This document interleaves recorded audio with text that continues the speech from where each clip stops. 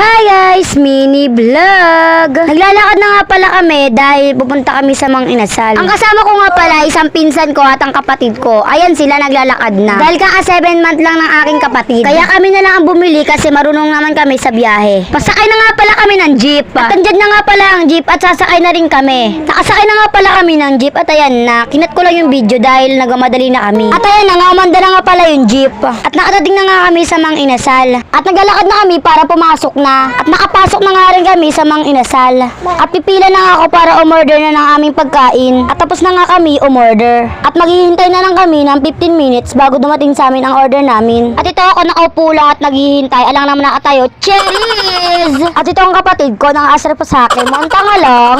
At ito kami naghihintay lang. At tapos na nga namin makuha ang aming order. Ayan nga, regular na dalawa tapos isang 125 na Mang Inasal. At nag-aaway pa nga yan sila. Akala kasi nila nahulog yung isa. Yung pala, tatlo lang in-order ko. At okay na nga ang lahat. Nagkaintindihan na rin sila. At pupunta na nga pala kami sa Goldilocks dahil bibili kami ng cake ng aking kapatid. At papasok na nga pala kami. Alangan namang lalabas kami. Charis! At ayun na nga pala, nakapasok na kami at bibili na lang namin ang order namin.